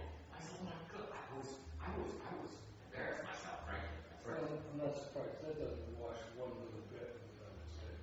No, it doesn't. But now I appreciate it because now I realize, now I sit up here and if someone does it to me, I say, oh my God, please stop it. I don't have anything to give you. Tại cái vì sao? Lúc đó tôi hơi cái ông này thì thả quá. Gặp cái người da trắng nó ngồi đây cái mặt cái răng như cái bì nó tỉnh bơ nó kể cái xứ tôi là cái Phật giáo của tôi là làm như vậy nói chuyện he went on and he said, you know, if the woman wants to give something to the monk, okay, ông nói rằng, were you there, Randy? Oh my God, you missed all this good stuff. Oh my goodness, cái người nào thấy cảnh nhớ đó. Xong ông thầy họ hàng tôi nó dặn cho ông tạ tiếp mà xưa khi một phụ nữ muốn cúng thầy cái gì, okay. So they said, I would like to make you an offering. So nói là xin thầy ra thầy cho con cúng thầy. You know what happened? This is what he does. He said, then the monk pulls out, you know, a roll of cloth in his throat, kéo ra cái bì, kéo ra cái cạnh, xong rồi khoan nó cúng cái ra. So and he unrolls the towel, like a towel kind of thing. And the woman would then put the stuff on that thing, then he would roll it up and pull it towards him, and then pick up his thing. You know, it grows the monk. Khi mà cúng thầy như vậy là thầy cuốn cái cuốn khăn, thầy cuốn cái xong rồi thầy thả cuốn cái ra thì thầy thả cuốn nó ra, xong cái người Phật tử người bà để cái đồ cái khăn đó, xong thầy cầm kéo you were doing this. I said it was bad. Rồi ông diễn tả cái cười đó là cười thầm trong bụng. And what you think of it? She didn't ask how cái bà vào tủ và suýt mất được. Sao tụi nó như nó backward vì tụi nó cậu như vậy luôn đó. Anyway, now I appreciate it and I see it as tremendous pressure. Yeah? We must perform, we must deliver. If someone says, please help me. Okay? Versus, bây giờ tôi nhìn lại tôi mới quý cái pháp ở tại sao? Tại vì nếu bây giờ tôi ngồi tôi nhận pháp, tôi gặp cái cảnh nhớ tôi sợ, tại vì người ta nói, pháp nó nhiều quá thành tâm mình cố gắng hết sức mình cho hết tất cả mình trả lại thành tâm. Nó dễ sợ. It's a scary dogma. Okay? See, the Westerners don't get it. Now I appreciate it. I didn't get it myself. Now I do it today. And I do it take it back. Okay? Don't you do it to me. Không được làm gì hết.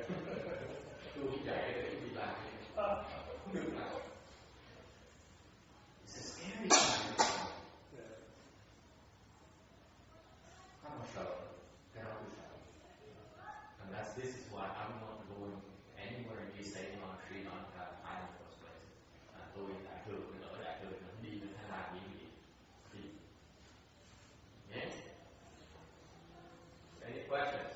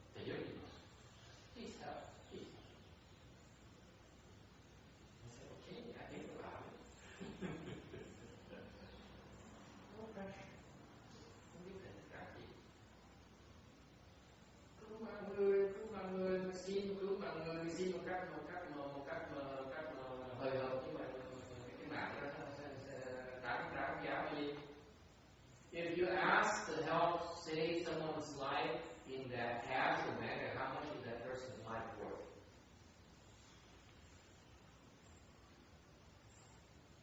So these people are so educated and so knowledgeable about Buddhism and they research Buddhism, study Buddhism, still don't get it. Nếu người là hiểu là tu Phật pháp lâu rồi, tu là học hỏi, là tu hành lâu rồi, mấy chục năm trời, không chỉ hiểu sự quan trọng của thành tâm. They don't understand the utmost importance of sincerity.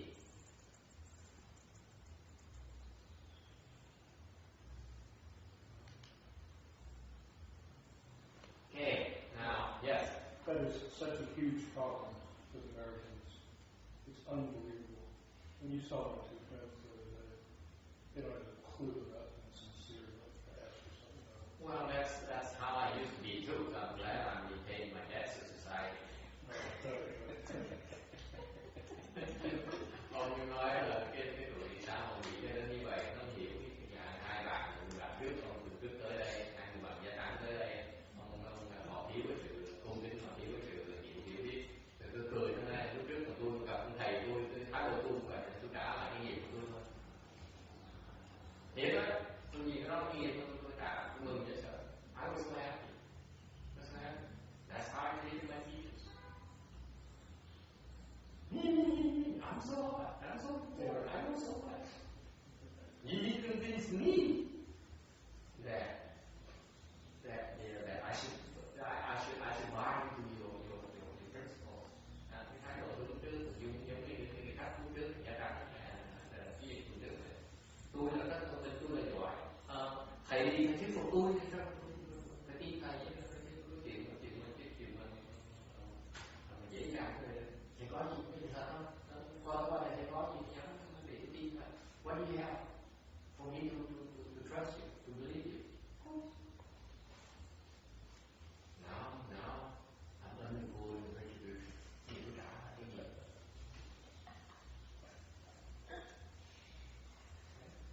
Well, then it's over with. Then it's over with. Oh no, they planted the seeds. I was like that, and I said, and then after a while, I said, wait, there's some substance about there's something here that I could use. Then you need to change. But usually, it's the nature of the first exposure. You react violently. Yeah, because the way we present things that are a little bit too brutal, too unsoftened. So, understandable. Well, it's a total negation of people's personalities that they've built up over Yeah. a lifetime. Especially for the people who claim that they study, Buddhism, Tibetan Buddhism, and so on, and they, I don't know about you, Kat. The first day I don't care. If you come here, a few weeks in a row, and pretty soon I look at your face, and I'm no longer afraid to humiliate you anymore. There's something here that you get out of it. So I will begin to tell you things that they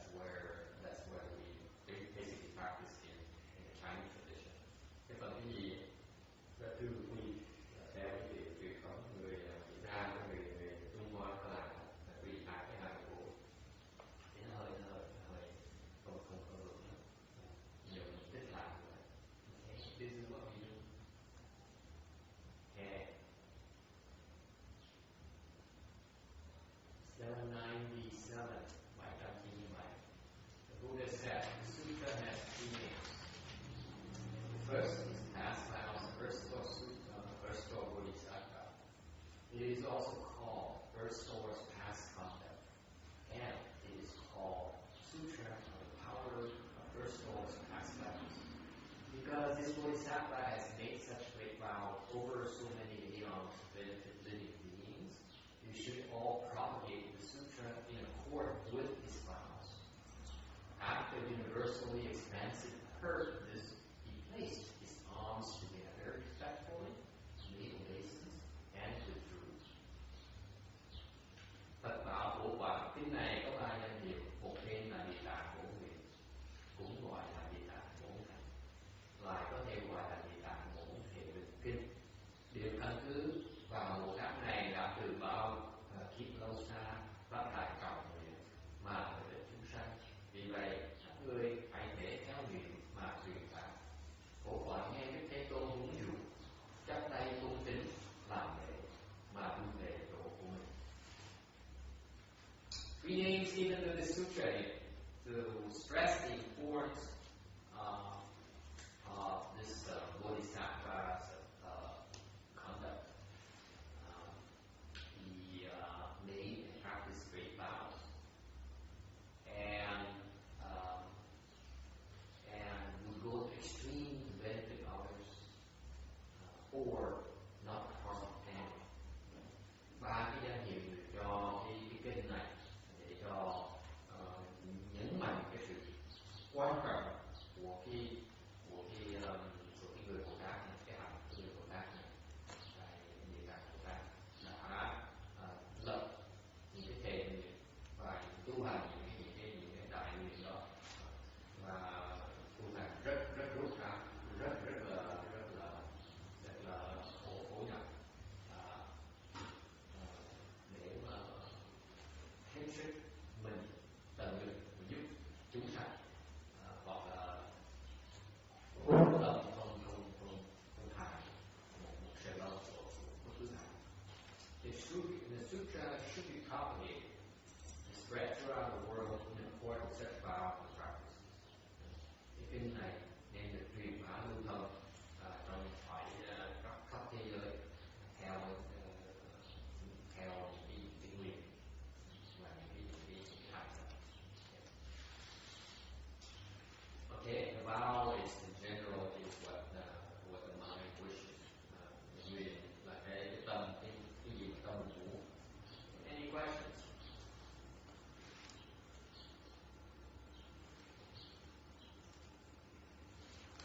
Power. When we speak of the power of this bodhisattva, cái lực của ngài Bồ Tát này, they come with 4 types. Cannot be destroyed. Okay. Cái lực này thứ nhất là không có thể bị hoại được.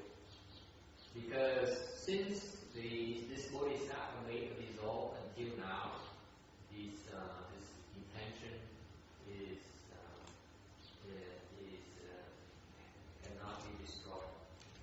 Từ khi ngài Địa Tạng Bồ Tát lập cái nguyện đó, tới bây giờ thì cái thành tâm đó, cái nguyện vọng đó không bao giờ bị hoại. The second kind of power is can benefit others. Cái lực cái gì và lực cái gì là có thể làm lợi cho người khác, cho cái người khác. Particularly all living beings. Nhất là làm lợi cho tất cả chúng sanh. Number 3, thứ ba, have goal. Cái người Bồ Tát này có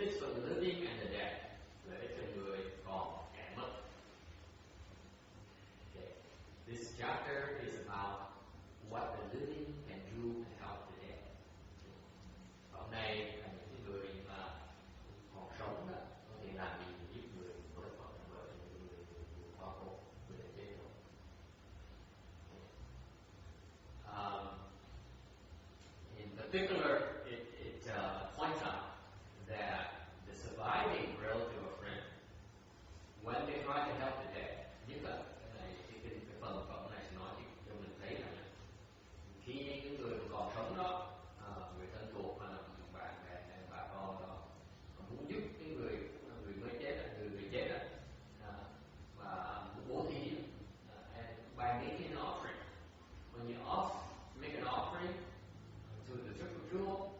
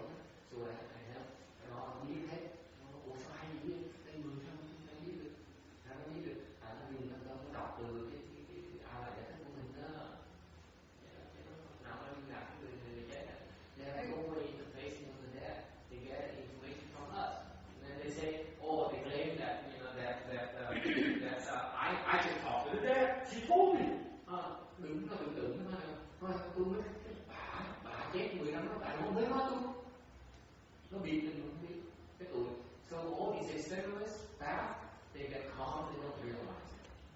Okay, they are just being more external. Never talking about it. This is why the followers, the externalists, they don't like me around. Mấy đứa mà theo ngoài đạo tới gần đó, tụi nó sợ cái chạy, tại sợ tay bắt mặt tụi nó ra.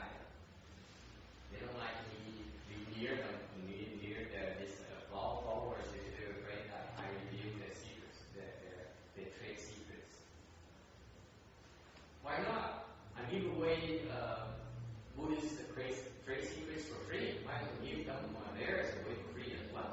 Đây, cái bí mật mà bên Phật giáo tôi cho miễn phí, bí mật của nó tôi cho miễn phí, nó tốt.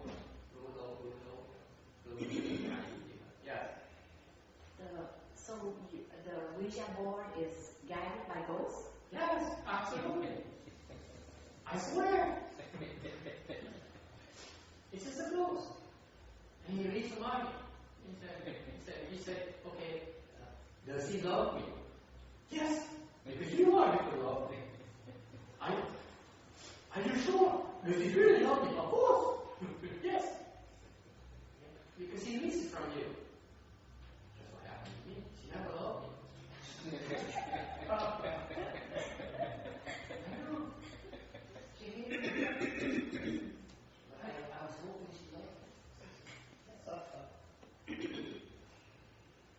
I learned very quickly about it. I realized because after a few days she is very calculating. I don't know about you, because Ouija boards can be awake for 2 days straight. Third day I finally thought, I said, wait a minute, all this is too wonderful, too damn wonderful. Excuse my Chinese. Okay? Too damn wonderful, cannot be. Tôi rất là trẻ, tôi thích mấy cái từ tôi nghĩ nó có mấy cái chữ đó. Sau đó để ra giống như lấy đầu vậy đó.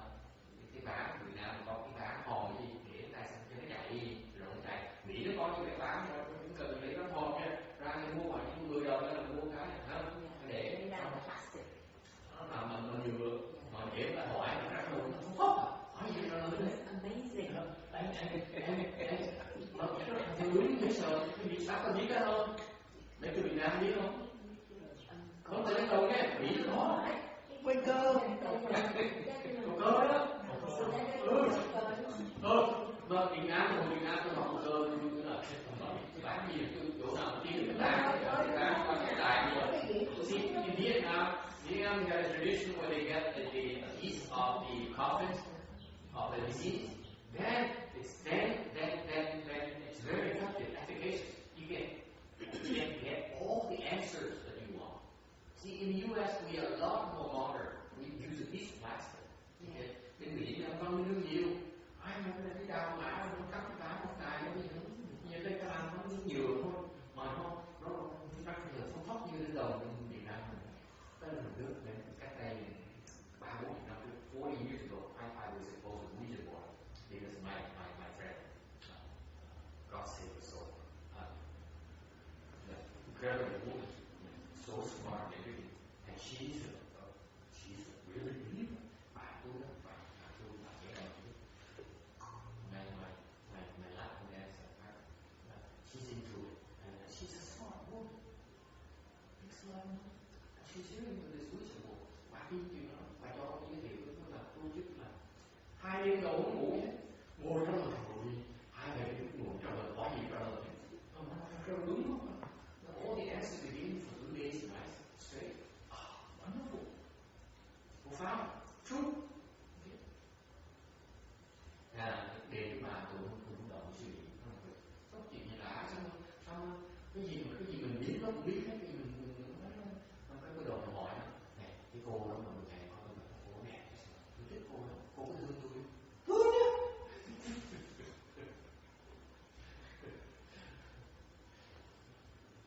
Mình biết này, bắt cái gì nó tỉnh tỉnh mình xong rồi nó thương, mình chỉ muốn cổ thương mình không, cô chỉ biết cái tâm mình biết cái cô đó, không phải thương mình. Vấn đề nó rồi theo cái ý của mình.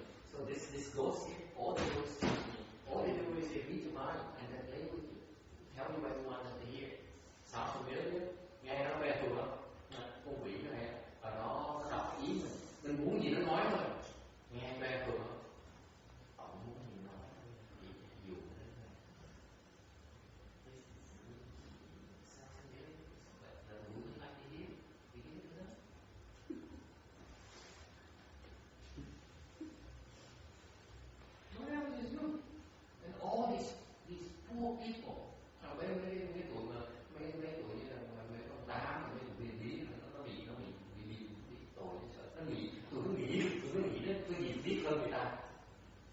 Tội không biết được. So these people are fooled by these ghost experiences. And they think they got into something cool, like I can know the future, I can know the past. You know? These poor people get caught and they don't realize.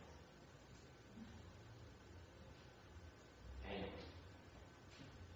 So those people are conned by the ghost. Yes. Makes sense now. At my work, we have a technician. During lunchtime, he always does it. I never believed it before until I put my hand here, and it's just, and you cannot stop it. It goes by itself. Yeah. It's amazing. What did you ask? What did you want to find? Well, we ask, who are you? And then, they say, whatever name, and then how old, and where are you? They would spell the word morgue, and then how did you go there? Murder, and, they would spell devil. Yeah. Just at lunchtime. No, it's from that guy. It's from you. You said, this is that person who died, and it's just follow this scenario. These ghost spirits are making fun of you. Now we makes sense. Tôi nói là như cái ông kia trên sở đó, buổi trưa là ông ngồi xuống quay lên nó quay lên đầu, đừng quay trả lời cái câu hỏi là nó tự động nó dài. Hôm nay đó, I thought I had, me too. When I first I thought là chịu lên đầu này đêm tối mới có hiểu cái gì. No, ngày đêm đó. In Vietnam, the tradition of these times, they have to wait till it's dark for the activities. In the U.S., day and night is not a problem. With those people, they have an affinity to the ghost. Yeah, they become ghostly.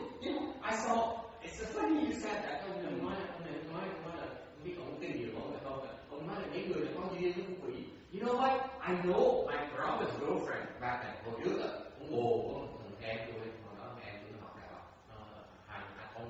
con bồ miền Nam rồi. Back then my brother was 20 years old and he had a 17-year-old, and let me say, 18-year-old girlfriend. Okay. And she was exposed to it, and you know what? She was going like days. Tới nhà tôi chơi, cái thằng nó đem đồng ra nó cho con nhỏ nó chơi. Nó nói wow, she loves so much. She went back home to her dorm. Nó về cái dorm đó, okay. And she was going in it for 5 days straight. Ngồi nó lên đầu 5 ngày liên tiếp. Tới thăm nó biết gì ra, thằng em tôi tới thăm cái gì ra. 5 ngày nó nhớ, chơi bộ nó tới thăm. So 5 days he didn't hear from her. So he knocked on her door, the room. She opened the door, guess what? She looked like a ghost. 5 ngày liên tiếp. Okay. Không có liên lạc hết, nó nhớ, nó tới nó gõ cửa đó, trong cái nhà của cô ở. Cô mở cửa ra, mắt giống như con mai vậy. Mắt nó ôn lên. You see, black eyes, black circles in the eyes, and he's looking at the ghost. After 5 days of being with the ghost. 5 ngày liên tiếp ở với con ma thì làm gì? You become a ghost yourself. Mấy tụi nó theo bậy từ bà nó là quỷ, nó gọi là tại sao quỷ. Mấy tụi huyền bí, mấy tụi này nọ, chuyên môn làm bên đầu này nọ, nó bị.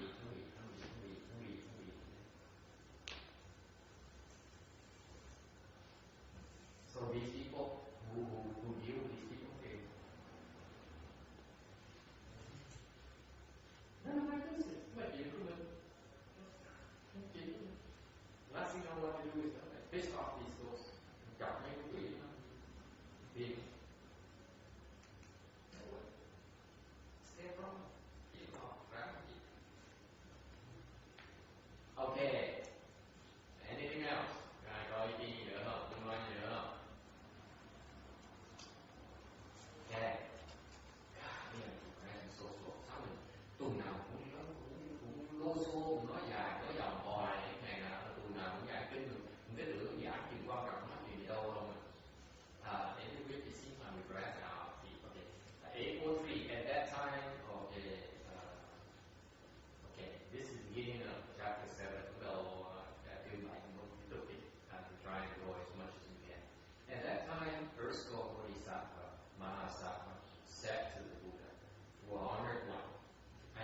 every motion and stirring of thought for living beings of Jambudvipa is an offense.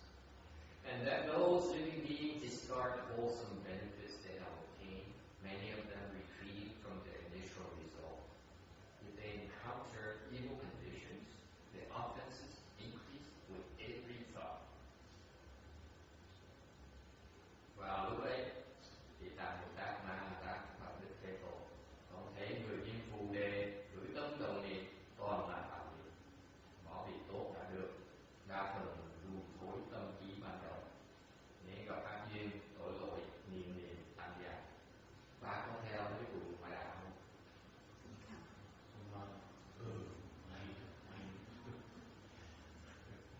Tiếp theo là tự nhiên.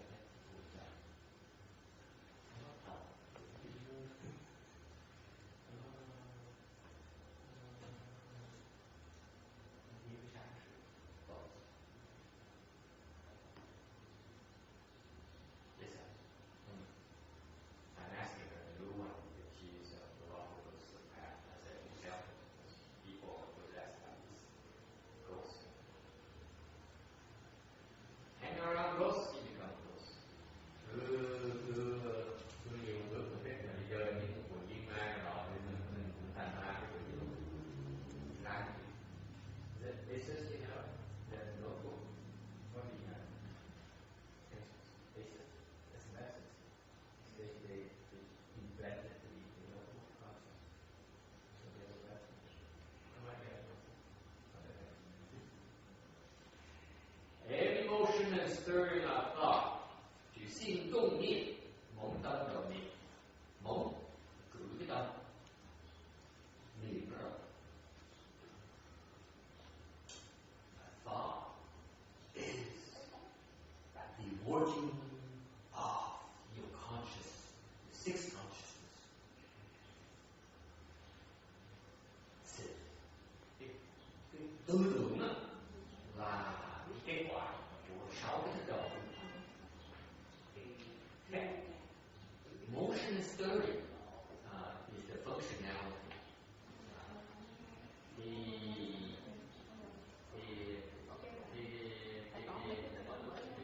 Bốn tâm đồng niệm, cái này có nghĩa là cái công năng của những cái thức. The sixth and seventh consciousness collaborate to confuse the eighth consciousness. Cái thức 6, thức thứ 7 hợp tác với nhau để mà làm cho cái thức thứ 8 mình bị mô tô.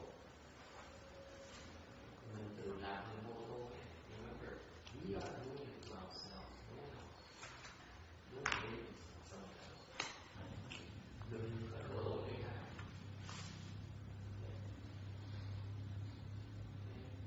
Don't blame it on others. Don't say because I say something that this is your. You decide this is so good. Đừng có nói là ông thầy nói gì ngày nay ông thầy nói gì làm tôi chưa tại tính thầy giận. Giận cái giận tại vì quyết định tự giận này chứ không phải là tôi chỉ là phương tiện để làm cái việc tự giận cái gì thôi. Okay. And then cause the first 5 consciousness to be greedy for the sound, grasp form, growth for flavors, chase after fragrances, seek soft touches and smooth bodies. Rồi cái lục thức với lại thất thức này nó hợp tác với nhau để nó làm cái 5 cái thức đầu tiên này. Nó tham âm thanh, nó tham sắc, nó tham cái vị, nó tham cái mùi thơm, nó tham cái đồ mềm, đây là hoa, đây là cái mùi vàng. Tại vì ngũ thức đầu của mình, because the first 5 consciousness are the ears consciousness, là hàm như cái âm thanh, cái thức để nghe âm thanh, or the taste consciousness, hoặc là cái thức để mà mình hưởng vị, hưởng thức vị mùi. Cái đó nó bị dày, làm tham, đi đỏ. So the sixth and seventh consciousness pull the strings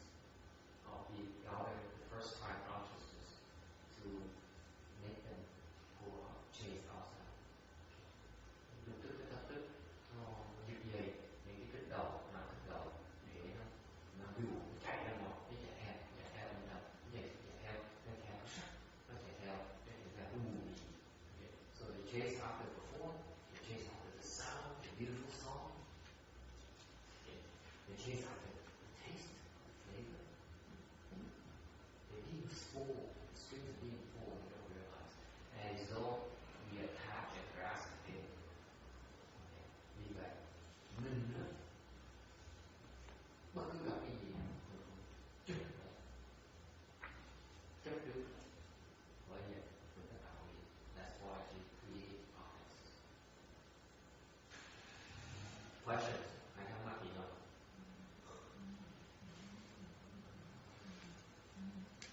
You want to take a look, sitting like that. Cái gì mới nói, cái gì không có phản ứng gì hết. Một cử, một động, đều tạo. Every single motion, every single stirring of thought is creating an object. Isn't that incredible? Quý vị tưởng thấy cái tinh hoa này sợ. Nhất cử nhất động của mình phải được tạo. So oh my God, it's hopeless, it's hopeless. So tôi vào thấp, đi vào ai có thế rồi, tất cả nào có khổ. Mình cứ làm như hoài. I sit here, she sits there, and she keeps on. She keeps on creating objects. So mình cứ cảm thấy, rồi bên này là thầy nó vạch ai cái thấy rằng là mình ngồi đây mình tạo nghiệp. Và lần lượt nó nghĩ, sao tôi ngủ, tôi không tạo nghiệp nhé. The old lady sits there and she says, I don't know, I'm not creating an object. I'm saying. Cool. Okay. Specific beings that have root from you to generate objects and use it for the objects. Suy nghĩ, tạo tư tưởng, mình tạo dễ sợ. Mình tạo nghiệp. Có ai không tạo nghiệp không? Anyone not creating objects right now? Có ai không tạo nghiệp bây giờ?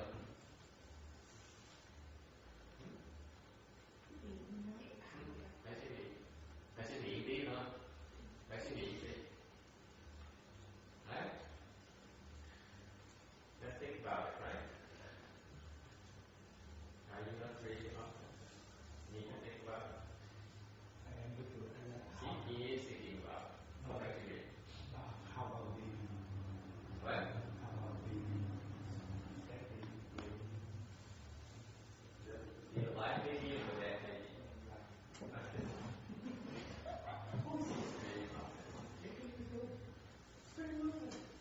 Since the moment we're born, then we die to create objects. Ngoài mấy hài nhi ta, hài nhi nó cũng có tạo. Từ khi mình sinh ra tới khi mình chết mình tạo. Mình càng lớn and so what happens is that when you get older, you get wiser, you know better. Càng lớn càng thông minh, càng hiểu biết, nghiệp cũng tạo càng nặng hơn. The more you know, the heavier the objects you create.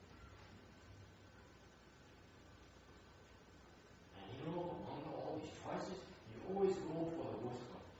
Với tất cả những lúc có thể khi chọn người nữa, thường mình chọn cái mà nó làm việc mình làm. Nó thích thú, small fun. Right? Very well.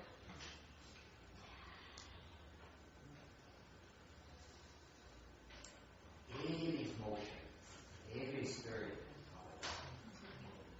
None is not an object. Nhớ, cử tâm đồng niệm, cứ tâm mình động cái thì nó tạo dễ sợ. Tin được không? Can you believe that? Huh?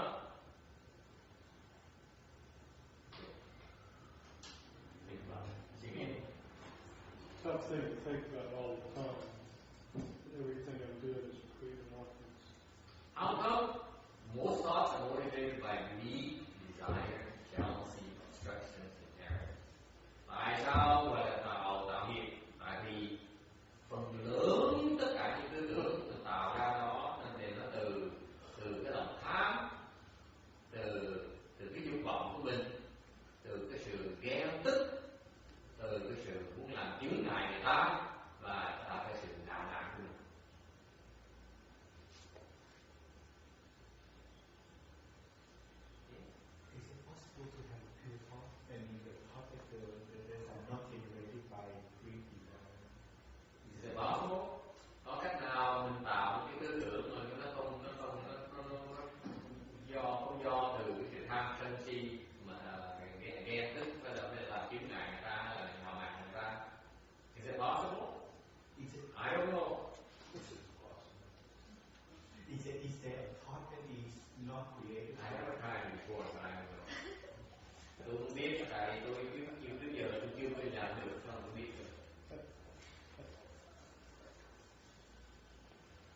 possible. It's possible. In theory, yeah. Về theo lý thuyết á, thì có thể làm được. Nhưng đó là nói là cái làm thì chưa làm được. So in principle, it's doable, it's okay, it's possible, it's a possibility. But anyone has arrived at doing that, I don't know anyone who can do that. So the safest time is when you are in samadhi, then you don't feel it. And hopefully, if you don't have thoughts, then you are not really. Yeah, when you're in samadhi, you put it into the thought. It depends on what kind of samadhi. The high level samadhi, you have less and less thought. Bởi vì ông nói bởi vì mình có cần tu định cho nên tư tưởng mình không có. Now you know why we keep on stressing that samadhi power. Bởi vì cái gì thế, cái chùa này cứ nói nói chuyện thôi, lâu tu thiền định. No two ways about it. There's no only way to escape. Các đi như giải thoát cái định được không? Không có định được giải thoát được. Yes. Well, at least when you're in samadhi, you're not committing too many sins. You're not chasing anything, this and that. Yeah. At the very least, there's that. Yeah. Trong cái chánh định, it's a proper samadhi. It's also deviant samadhi where these deviant thoughts arise. Trong cái chánh định thì những cái tư tưởng không trong vậy không nhẹ, nhưng mà cái tài những tư tưởng vậy không nhẹ lên được. Okay. So it's funny you mentioned that the proper thoughts. Mới nói cái chuyện mà tư tưởng chính đáng là sao? The thoughts to respect those who are better than you and to help those who are less able to. Okay. Cái tư tưởng chính đáng là sao? Tư tưởng biết kính trọng cái người hơn mình, mà muốn cái tư tưởng mà muốn giúp người thua mình, đó là tư tưởng chính đáng. That's a problem. Yes, possible. Yes, possible. Yeah. How do you define somebody is better than you? Hỏi làm sao biết ai hơn mình? In terms of virtue. Làm sao biết người ta hơn mình về đức nữa? Anyone? Làm sao biết là hơn mình?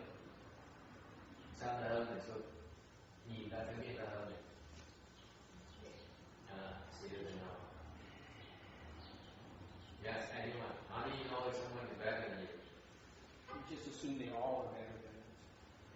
Mình cứ nói là họ ai cứ gọi ai hơn mình đi. Yeah.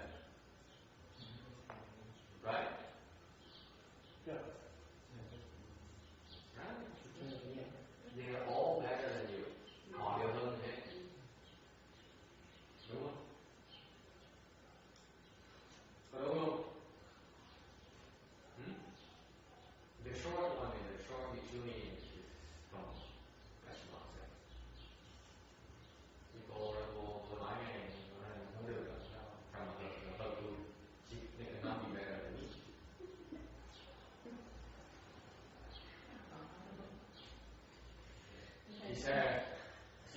She goes through like every day and says, name another person who's better than me.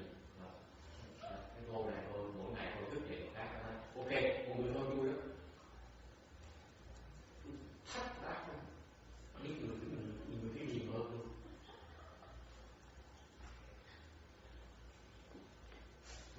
Tôi chịu mà tôi như là mấy cái trường hợp là tôi bỏ lại thì thua. She wakes up in the morning and says, okay, I know one person is better than me, but at the end you find another person is better than me. You know?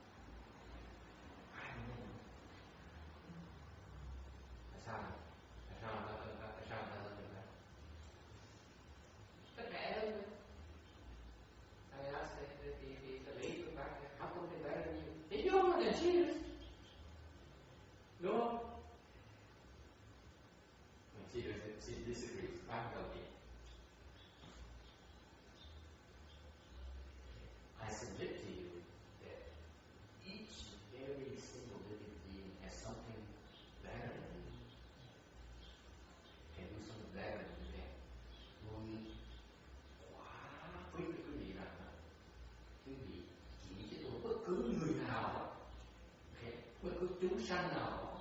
Ok, tôi cam đoan với quý vị rằng là người nào cũng có thể làm cái gì hơn quý vị làm. Có gì đó hay hơn.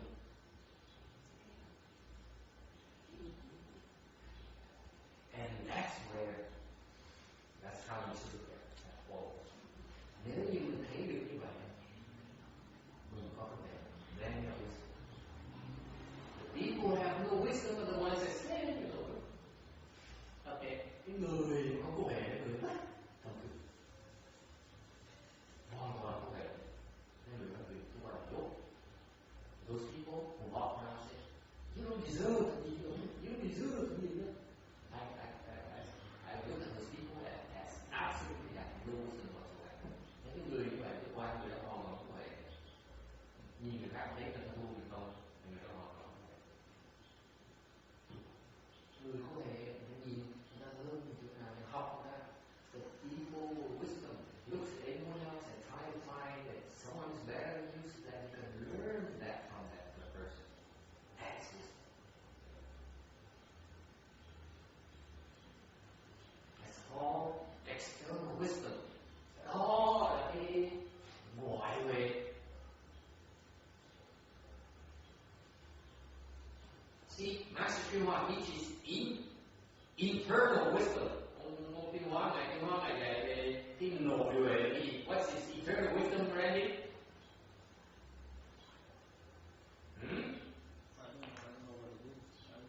Cái nội huệ là gì? Ngài nói là dạy nội huệ là gì? Thì mình thấy cái lỗi của mình. You see your own fault.